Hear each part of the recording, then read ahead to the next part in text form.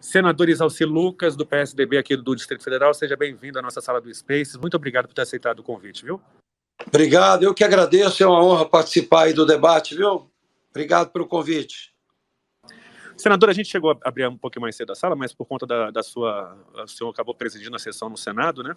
Sim. E a gente reabriu agora para a gente poder conversar sobre os rumos que a CPI vai tomar a partir de agora. O senhor acredita que a CPI vai ainda ouvir o ex-secretário de Saúde, Francisco Araújo, que chegou a ser preso aqui quando estava comandando a Secretaria de Saúde no Distrito Federal, acusado de superfaturamento de testes de Covid? Justamente uma das empresas que vendeu esses testes para o DF foi essa Precisa, né, que negociou com o Ministério da Saúde a compra da Covaxin.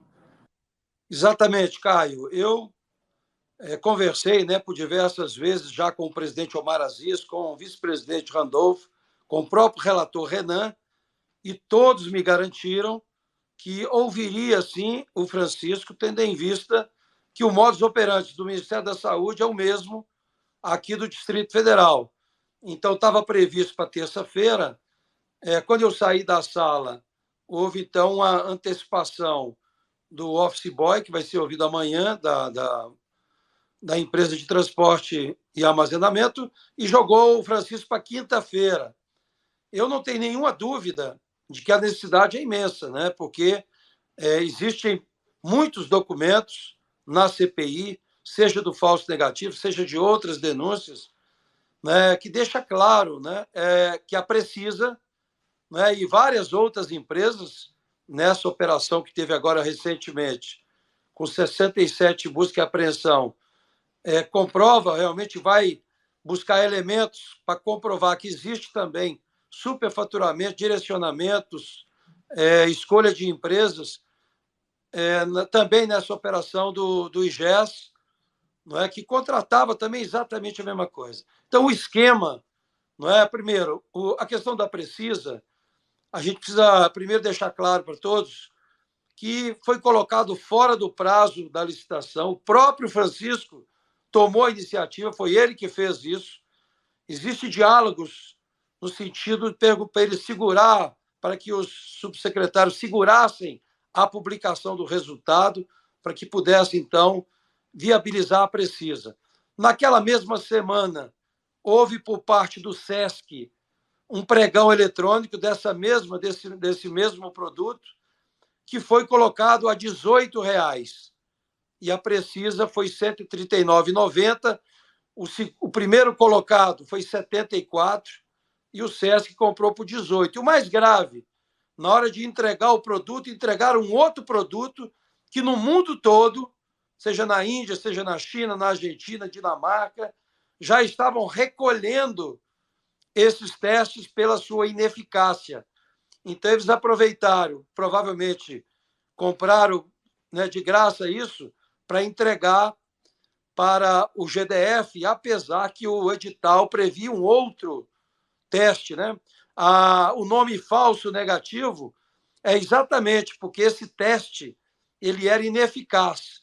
Nós temos aí, inclusive, dentro do processo, um depoimento de uma funcionária da empresa Biomega lá, que disse claramente que ficava assim, estarrecida, que os testes não valiam nada e que as pessoas só pensavam em ganhar dinheiro, não estava preocupado se estava morrendo ou não, se ia morrer alguém ou não. Então, nós perdemos aqui no Distrito Federal, com certeza, muitas pessoas que poderiam ter tratado de forma adequada se não tivesse recebido esse teste fajuto, né, que era negativo, dava negativo para todo mundo, e na prática muita gente tinha o teste positivo. Então, a gente também não tem dúvida, pelos diálogos, que o governador sabia de tudo, porque o Francisco colocava em diversas situações que despachava o Kibanês sobre tudo isso todos os dias. Então, o que a gente quer, e há condições da gente chegar, não é exatamente nos autores, né? A gente precisa saber por que o Adeilson participou da transição do GDF, por que ele indicou o Francisco, que não era servidor, não era de Brasília, não é? Já tinha feito um rombo lá em Alagoas, de Maceió.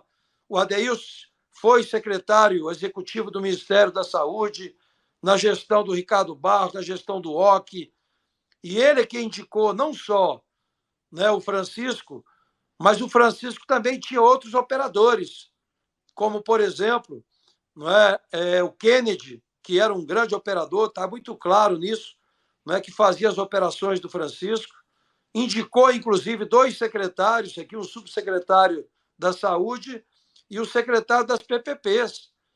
Então, tudo isso, né, a gente quer saber por que o governador até hoje ainda defende, não esse grupo criminoso. Não é? Agora, por exemplo, por que afastou o Osney, que é parceiro, não do Francisco, e botou ele no Hemocentro, não demitiu?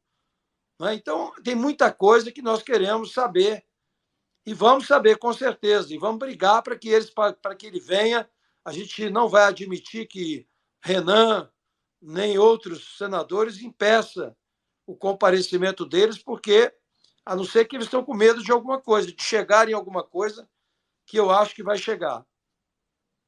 Senador, só para dar uma contextualizada, para quem não é de Brasília, né, recentemente houve uma troca na Secretaria de Saúde, até então era ocupada pelo secretário Osney Okumoto, e ele pediu para sair, ou foi pedido, né, senador, a gente não sabe direito o que ocorreu, mas ele foi trocado agora por um general, que passou a assumir o comando da saúde aqui no Distrito Federal. Mas, senador, puxando um pouco aí pela sua fala, no final da sua fala, o senhor acredita que existe algum tipo de blindagem na CPI, pela cúpula da CPI, para evitar ouvir algumas testemunhas, alguns depoentes?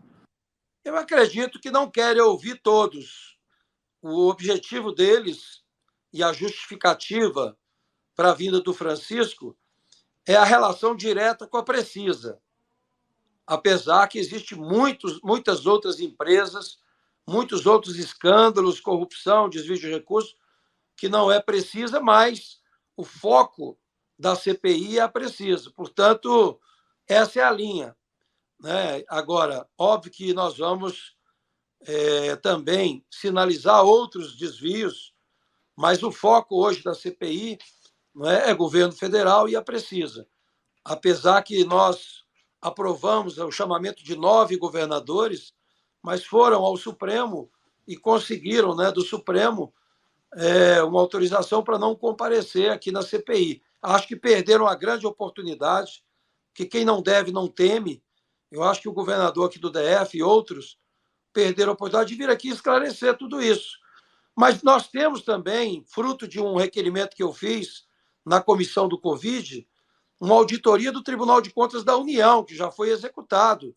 Foram mais de 3 bilhões de reais e com vários indícios de faturamento, de indicação de empresas. Isso está no relatório do Tribunal de Contas e que confirma agora essas operações que foram feitas de busca e apreensão. Não tem nenhuma dúvida que vai aparecer tudo isso, não é, nessas operações que foram feitas. Senador, uma dúvida que muitas pessoas têm é sobre a questão das testemunhas que são convocadas a depor na CPI. O senhor acredita que essas testemunhas, quando conseguem o habeas corpus, elas colaboram de alguma forma? Porque muitas vezes ficam em silêncio e o trabalho da CPI acaba comprometido, né? O próprio Francisco Araújo já conseguiu um habeas corpus preventivo aí para poder não falar. A gente tem que lembrar que ele é réu na Justiça Federal, né? Justamente por ele ser acusado de superfaturamento desses testes. O senhor acredita que ele vai contribuir de alguma forma com esse depoimento? Eu acho que pode contribuir muito, vai depender da forma que nós vamos perguntar, porque o habeas corpus concedido normalmente para essas pessoas, ela garante, né, vamos dizer assim, para que você não possa autoincriminar, no sentido de falar alguma coisa que já está sendo apurado no processo falso negativo. Então, relacionado ao falso negativo, a gente vai apresentar o que temos, para que toda a sociedade saiba exatamente o que aconteceu aqui, o modus operandi aqui da falso negativo. Mas tem uma série de outras perguntas que ele é obrigado a responder, que pode levar aí a vários outros sinalizações de várias coisas que aconteceram, inclusive indicando nomes que ele vai dizer se conhece ou não conhece, e isso aí ele tem que responder.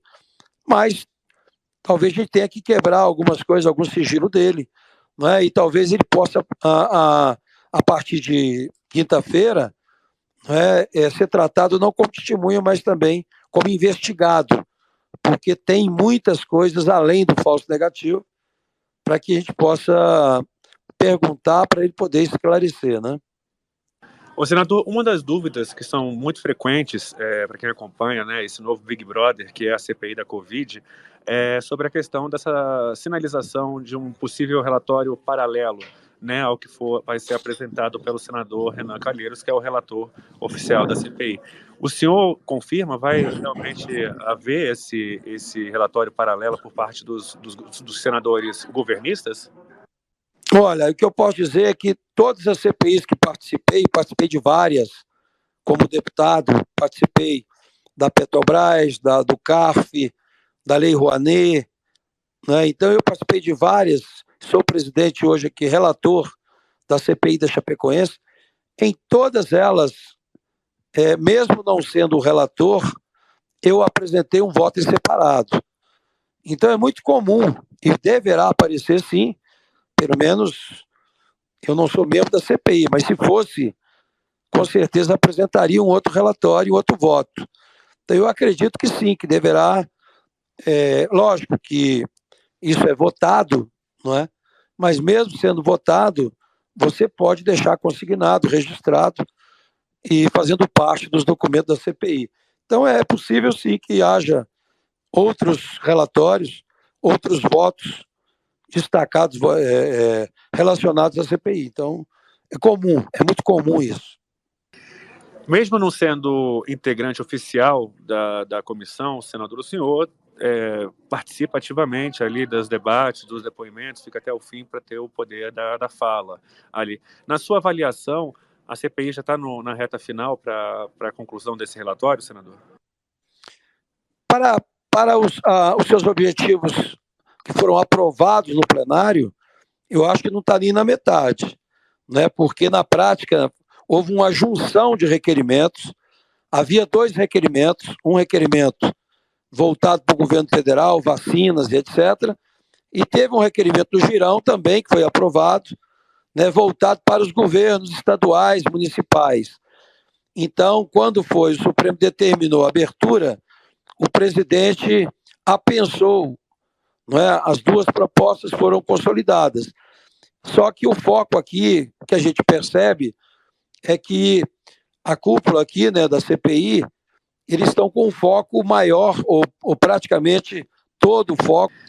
Senador, uma das críticas de quem se recusava a ouvir governadores, enfim, trazer um pouco das políticas locais, é justamente a questão de transformar a CPI num palanque eleitoral, principalmente para senadores que visam que se candidatar ao governo estadual e aqui do Distrito Federal, como no caso do senhor, que o senhor é um pré-candidato aí declarado a concorrer ao Palácio do Buriti aqui em Brasília.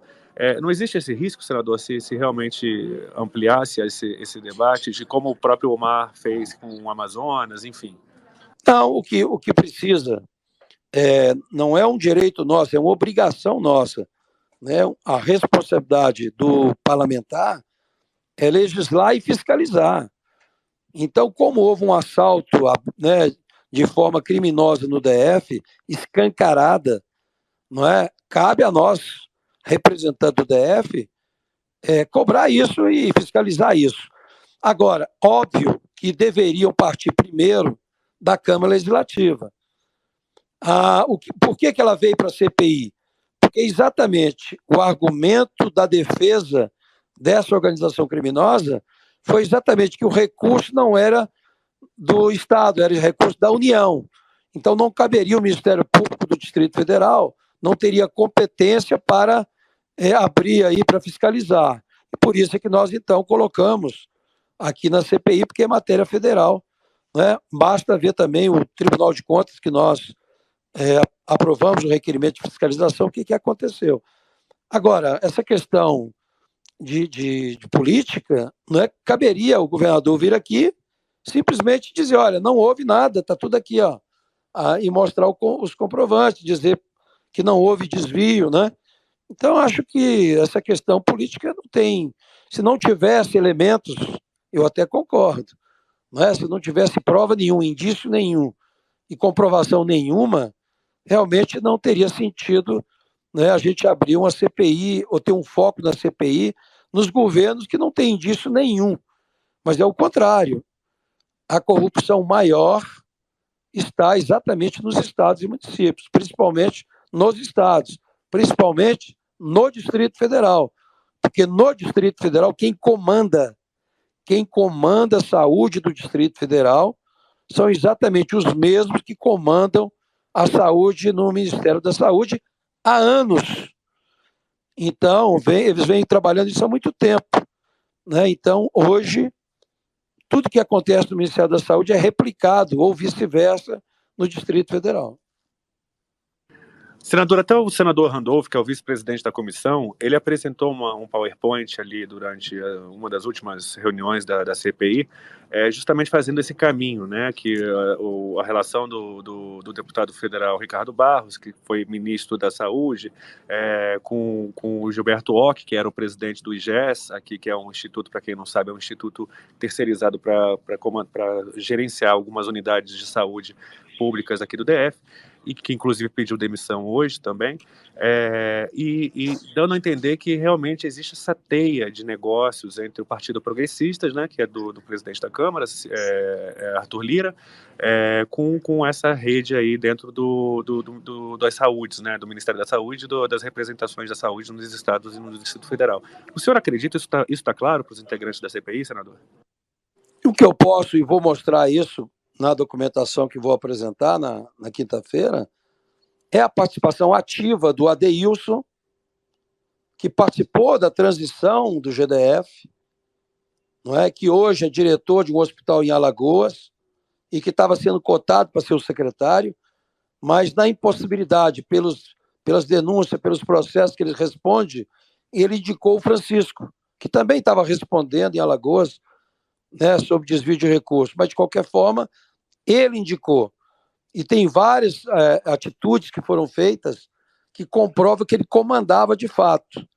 Mesmo o Osney, por exemplo, demitindo algumas pessoas, eles depois cancelavam a exoneração exatamente porque o poder não estava na mão do Osney. O Osney era simplesmente, né, uma figura que aceitava o comando do Francisco e o comando do Adeilson, que, por sua vez, é o grande operador do sistema nacional, né, e do partido que foi colocado. Agora, aqui no Distrito Federal é a mesma coisa, né? Ainda tem os operadores.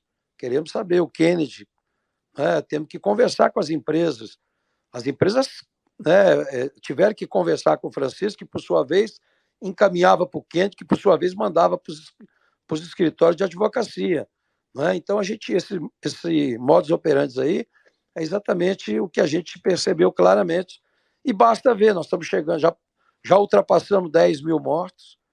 Brasília hoje, né, é que teve maior número de pessoas passando fome, né, com dificuldade, carentes. Por incrível que pareça, a capital da República, não é que era para ser um piloto, um modelo internacional, até modelo nacional, até internacional em algumas áreas, né, agora é campeão da pobreza, né, da corrupção, do desvio de recursos e ainda com 10 mil mortos, que eu tenho certeza absoluta que grande parte deles essas mortes poderiam ter sido evitadas se tivesse um teste realmente decente, né, eficiente, que não teve, né? Senador, vamos falar um pouco agora sobre política e as eleições do ano que vem. O senhor é do PSDB, é um dos principais nomes do partido ali no Congresso Nacional. O senhor acredita que o governador de São Paulo, João Dória, vai realmente ser o nome endossado pelos tucanos a disputar a presidência da República contra o presidente Jair Bolsonaro? Olha, nós temos um problema, o PSDB tem um problema que acho que todo mundo gostaria de ter, né? Todos os demais partidos devem ficar assim com inveja do PSDB, porque nós temos 4 ótimos candidatos. Não é? Nós temos aí o Arthur Virgílio de Manaus, né? Tem o Tasso Gereissati, que é senador, foi governador do Ceará, que botou o Ceará realmente, né? E hoje é um das melhores educação, né? Um dos melhores IDHs, né? Do Brasil, né? E tem hoje essa experiência também do Senado. Tem uma pessoa, né, um político novo, que despertou aí o interesse de muita gente pela sua capacidade de governar Pelotas como prefeito e agora como governador do Rio Grande do Sul, né? E o Dória, que é governador do maior estado do país, que de certa forma está super bem administrado, né? Quem conhece os seus auxiliares, seus secretários, sabe da capacidade, do potencial que eles têm, então ele sabe montar uma equipe. E se nós temos vacina do braço hoje, tem que agradecer a ele pela ousadia dele, pela capacidade dele, pela determinação dele. Não é qualquer um que faz o que ele fez. Então, é um grande candidato também, né, para o São Paulo. Basta ver o crescimento de São Paulo, né, o PIB de São Paulo está aumentando agora 7,8, né, tem a vacina. Então, eu acho que ele tem muito a colher agora. Ele plantou muito, tem muita coisa para colher. O que o Brasil está precisando, né, e os estados e municípios, é de alguém que faça. Não dá mais para ficar na base do improviso, do discurso, né, do cara bonitinho, que fala bonito, mas que não resolve nada. Então a gente precisa de alguém que saiba fazer. E acho que os nossos pré-candidatos sabem, já fizeram, e vão agora para o dia 20 de novembro para a escolha. O partido vai escolher. Tem a militância, tem um percentual, né, atribuído à militância, um percentual para prefeitos e vice-prefeitos, pela bancada também. Né? Então, tem todo um critério que cabe a cada um deles agora, estão fazendo isso, visitando cada estado, né, para falar do programa, o que eles estão pensando em termos de proposta para o Brasil. Eu quero saber, assim, alguns integrantes, eu cito nominalmente quem, por exemplo, o governador do Rio Grande do Sul, Eduardo Leite, ele declarou voto a Jair Bolsonaro nas eleições de 2018, assim como o próprio João Dória. Fizeram até o link, né, Bolsodória. E hoje são um dos principais opositores. Como que esses possíveis candidatos, na verdade, como o PSDB vai enfrentar o eleitorado para realmente justificar esse posicionamento na eleição de 2018, porque, de certa forma, tem participação no governo que hoje foi empossado, né? Sim, é o que eu digo, né? Eu também apoiei Ibanez para o segundo turno. Como é que eu vou justificar agora para o meu eleitorado, né, que agora eu vou ser candidato contra o Ibanez? Exatamente. O que aconteceu comigo? Acreditei nas promessas, nos vídeos, nos documentos assinados, na capacidade que ele tinha, e que demonstrou que nada do que ele disse, nada do que ele escreveu, nada do que ele prometeu, ele cumpriu. Então, conseguiu enganar até mesmo a gente que tem uma certa experiência. Agora, da mesma forma, tanto o Dória quanto o Eduardo Leite, tinha duas opções, ou votar no PT, no Fernando Haddad, ou votar no Bolsonaro. Eu votei em Bolsonaro. Ninguém trabalhou mais do que eu para afastar o PT, que naquela época estava sendo conduzido também pelo Centrão. Da mesma forma que hoje, também o governo está sendo comandado também pelo Centrão. Então, é simples, né? Agora, depois da eleição, ninguém trabalhou mais e aprovou mais matérias relevantes aqui no Congresso do que o PSDB. Quem relatou a lei do saneamento foi Tasso Gereissati. Quem votou aqui várias matérias foram a autonomia do Banco Central. É um projeto do Plínio Varela, do PSDB. Então, quer dizer, o PSDB vota o que é bom para o Brasil. Eu fui vice-líder do governo Bolsonaro, fui vice-líder. Por quê? Porque sempre, e com a concordância de todo o partido. Por quê? Porque para nós não fazemos oposição radical, quanto pior, melhor. Não. Aquilo que é bom para o Brasil, a gente vota favorável, não tenha dúvida disso. Pode analisar todas as votações, né, do PSDB aqui no Senado, que tudo aquilo que era bom nós votamos favorável, agora o que é ruim votamos contra. Não é seguir de qualquer jeito. Então, a gente tem muito fácil explicar isso. Né? Eu mesmo vou explicar aqui. Gente, lamento, né? Fomos enganados.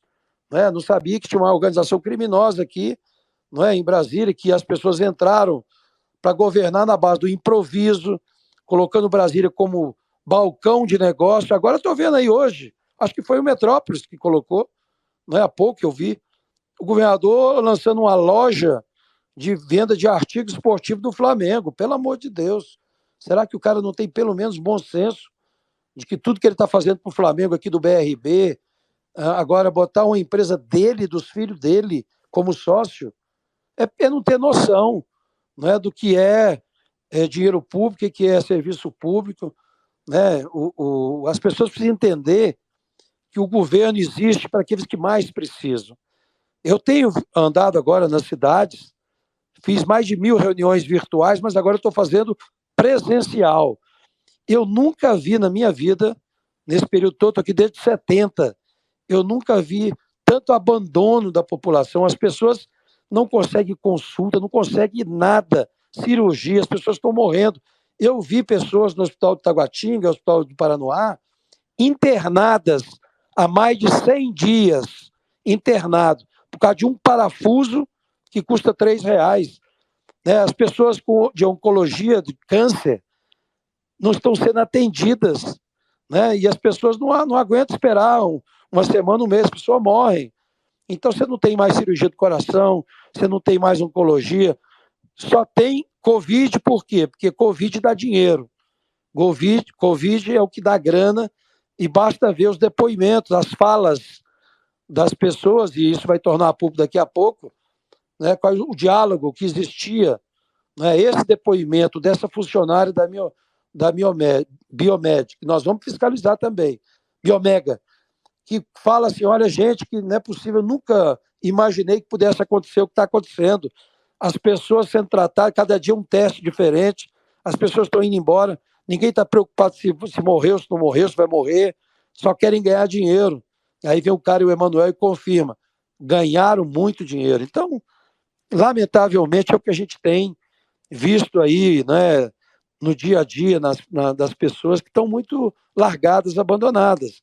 Não adianta fazer, né, terminar as obras se ele esquece as pessoas. Né? As pessoas estão morrendo de fome, inclusive. Eu só queria fazer trazer um recorte mais nacional. O senhor criticou o governador Ibanez, enfim, o seu principal opositor aqui no DF, isso está bastante claro.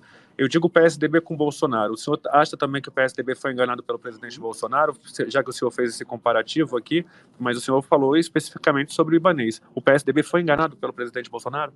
Eu acho que não na proporção do que aconteceu aqui, mas lógico que muita coisa que a gente imaginou que ele faria, não fez. Né? Então, tudo que a gente aprovou, inclusive aqui com relação à saúde, ao Covid, à pandemia, não foi iniciativa do governo federal. Tudo que foi aprovado foi iniciativa do Senado. O auxílio emergencial, né, que na prática foi uma pressão do parlamento, a questão das pequenas e microempresas, a questão da vacina, né, dos 20 bilhões, foi inclusive eu que questionei a primeira vez que o Paulo Guedes falou. Né, nós que fizemos a comissão do Covid Nacional, e toda semana tinha reuniões e cobrando do Ministério, cobrando do governo uma série de ações. Né? Então, lógico que ninguém imaginou, e nós particularmente que defendemos a ciência, a tecnologia e a inovação, né, quando vem esse negacionismo com relação às vacinas, a gente fica triste. Eu mesmo tive 2 irmãs que tiveram paralisia infantil, e nós já tínhamos erradicado isso.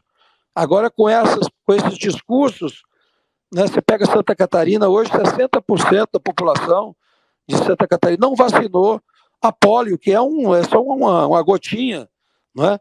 Então, o sarampo está voltando. Não é? Agora, a nossa vacina, que já poderia ter saído há muito tempo, nós aprovamos uma lei minha do Fundo Nacional de Desenvolvimento Científico e Tecnológico, que é exatamente para investir na infraestrutura das vacinas, né, poder realmente fazer o teste das vacinas de São Paulo e Minas Gerais, que estão prontas, Então, não há algumas coisas que a gente, pô, decepção, evidentemente, né? Então, eu acho assim, tem muita coisa que foi colocado na época da campanha e que não aconteceu. Então, tanto o Dória quanto o Eduardo têm lá as suas justificativas em cima disso, assim como temos também a nossa aqui, né, com relação ao DF. Perfeito, senador. A gente está indo para a reta final dessa entrevista. Naquele momento, lá em 2018, quando houve essa polarização entre Bolsonaro e Lula, o PSDB declarou apoio a Lula, não, desculpa, a Fernanda Haddad, no caso, a polarização entre Bolsonaro e PT, né? O PSDB seguiu, boa parte, não todos, mas boa parte seguiu com Bolsonaro. Se esse cenário se repetir, dessa vez com o ex-presidente Lula, ou o PSDB vai para qual lado? Eu acho que nós vamos trazer para o nosso lado alguns. Eu não tenho nenhuma dúvida que essa eleição é uma eleição da terceira via. As pessoas não querem, não queremos mais esse radicalismo de esquerda e de direita. Ninguém aguenta mais isso. Imagina nós e eles, né, essa briga de um lado e de outro, isso não existe, né? A vacina, está aí o exemplo da pandemia, se nós todos estivéssemos na mesma direção, governo federal, estadual, municipal, Instituto de Pesquisa, Universidade, tivesse todo mundo na mesma direção, nós já tínhamos superado muita coisa. Agora, com esse radicalismo, você vai ver agora 7 de setembro, o que nós vamos assistir? Pessoas brasileiros, né, se matando um com o outro, que não vai levar a lugar nenhum. Nós temos gente passando fome, né? Nós temos aí falta de emprego. Aqui em Brasília, o maior índice de desemprego do Brasil. Né? E o Brasil também, mais de 15 milhões de desempregados. Os nossos jovens não têm oportunidade de qualificação. As empresas, só o setor de tecnologia, está precisando de mais de 600 mil técnicos e não tem.